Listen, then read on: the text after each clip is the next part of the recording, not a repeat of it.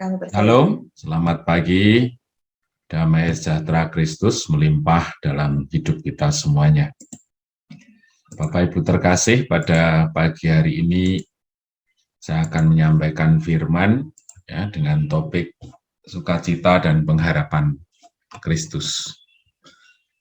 Saudaraku terkasih, di Filipi 2 ayat 5 firman Tuhan itu berbicara, adalah dalam hidupmu bersama menaruh pikiran dan perasaan Kristus. Pikiran dan perasaan semacam apa, itu dijabarkan lebih jauh ayat 6 sampai 11 begitu, yaitu satu proses kesediaan diri seorang manusia yang dilahirkan persis sebagai seorang manusia dan pada akhirnya seluruh perjalanan hidupnya menggenapi rancangan Bapa. Sekalipun proses yang dialami bukanlah proses yang sederhana, gampang, mudah begitu, tetapi melalui pergumulan yang dahsyat dan pada akhirnya manusia itu membuktikan bahwa dia layak untuk ditinggikan, dimuliakan oleh Bapa yang bernama Yesus itu. Artinya apa? Bahwa Allah menghendaki kita semua juga menggunakan teladan yang sama di dalam hidup kita, yaitu kehidupan yang semakin tidak terpusat pada diri kita sendiri. Kata semakin di sini harus ada progres. Memang kita dilahirkan dari kehidupan yang orientasinya pada diri kita sendiri, tetapi begitu kita percaya dalam Yesus, ada proses yang berubah dari diri kita sendiri menjadi tidak demikian.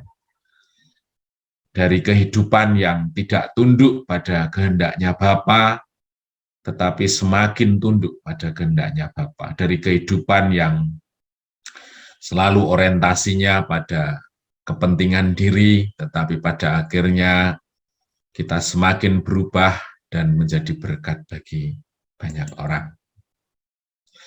Nah, demikian juga dalam aspek-aspek kehidupan kita, tentu rujukan kita adalah rujukan teladan kehidupan Yesus, yang di situ diungkapkan dalam Injil. Kita bisa dibukakan dengan panjang lebar bagaimana cara Tuhan hidup.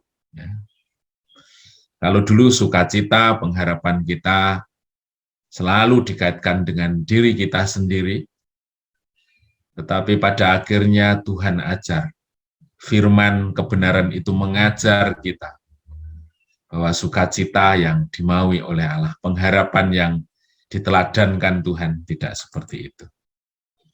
Nah, kita melihat bagaimana sikap murid-murid Tuhan, di mana mereka pada akhirnya mengalami transformasi yang luar biasa, di mana nilai kehidupan nilai kehidupan mereka benar-benar tidak diorientasikan pada dirinya sendiri.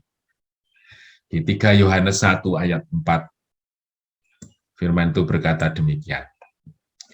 Bagiku tidak ada sukacita yang lebih besar daripada mendengar bahwa anak-anakku hidup dalam kebenaran.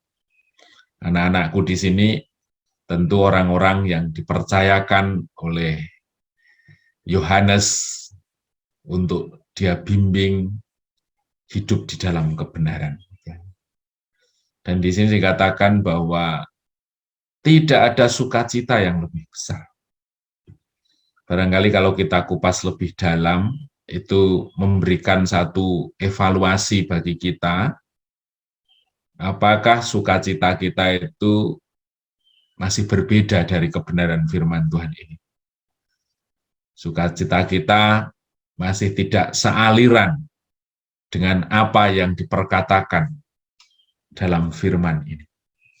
Banyak orang yang hidupnya sukacitanya karena hal-hal yang lain, hal-hal materi, hal-hal fisik, hal-hal yang menyangkut dirinya sendiri. Tetapi apakah ketika kita mendengar, apakah ketika kita menjadi saksi hidup orang-orang yang pada akhirnya hidup bersama kita dalam kepercayaan kepada Tuhan, mengalami transformasi kehidupan itu menjadikan kita memiliki sukacita yang tertinggi, sukacita yang benar-benar menggairahkan kita.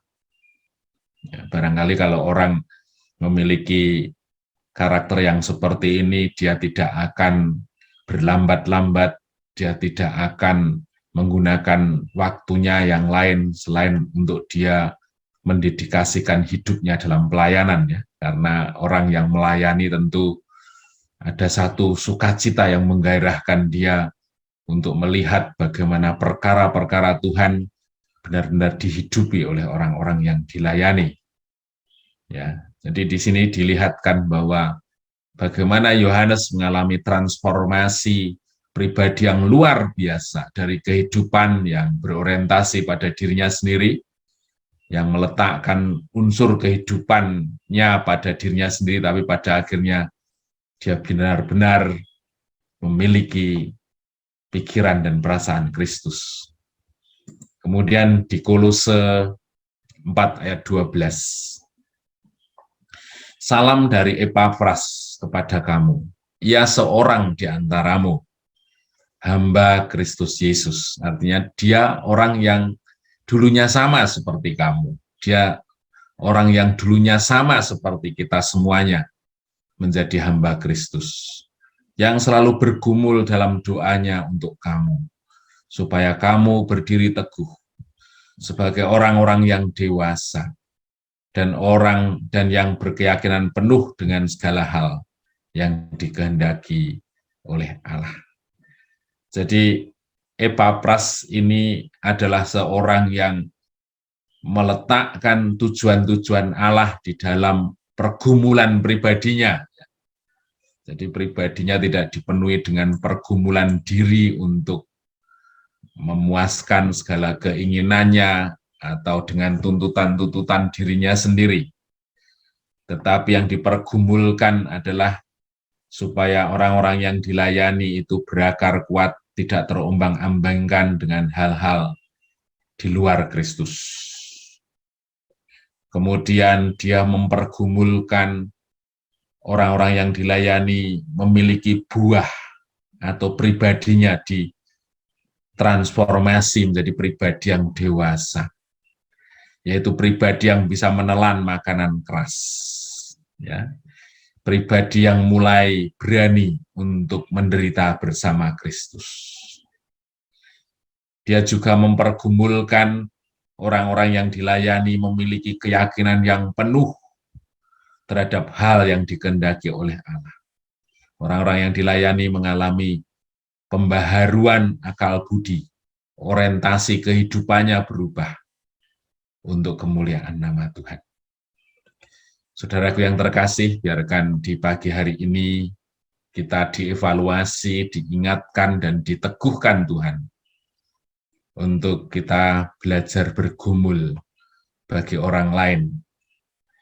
Itu barangkali menjadi satu cermin apakah dalam doa kita selalu mempergumulkan urusan diri sendiri, kenikmatan-kenikmatan yang kita inginkan, atau kita belajar mempergumulkan orang lain sebagai satu sukacita dan pengharapan yang ditaruhkan Tuhan untuk kita semakin berubah di dalamnya.